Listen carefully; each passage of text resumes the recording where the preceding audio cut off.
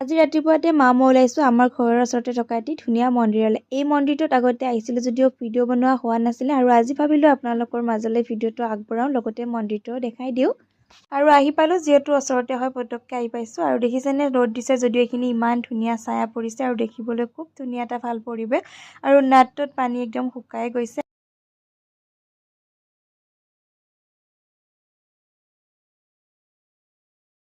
Guys মই আকৌ ঘৰত আহিছোঁ জানেনে, ছাতি ফিটাই নিব পৰা হৈছে।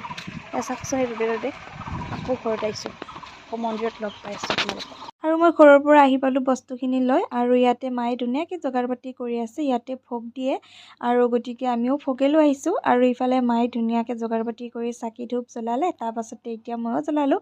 আৰু এয়া শিলৰ মূৰ্তিৰে হয়, এই মন্দিৰটো অষ্টনাগৰ মন্দিৰ হয়। আৰু এইফালে আমি চাকি ধূপ জ্বলাই ধুনীয়াকৈ ভোগখিনি আগবঢ়াই অকণমান এইফালে ফুলখিনিও ধুনীয়াকৈ ফুলিছে দেখাই দিলোঁ। আৰু এইফালে মা খুৰীমা বৰমা দেখিছেনে কথাত পূৰা ব্যস্ত, আৰু ভাবিলোঁ এই চাগতে মই মন্দিৰটোৰ ভিতৰখিনি অকণমান আপোনালোকক দেখাই দিওঁ, যিহেতু দেখুওৱা হোৱা নাছিলে। আৰু এনেকৈ ভাল লাগে মন্দিৰত আহি, তাতে আৰু ইমান ধুনীয়া বতাহ দি আছে। আৰু অকণমান দেৰিকৈ এইফালে মায়ে নিৰ্মালি আৰু ফুট দিলে, তাৰপাছতে এইফালে ভোগ দিলে। আৰু ভোগখিনি খাবলৈ যে সঁচাকৈ বহুত বেছি টেষ্টি আছিলে।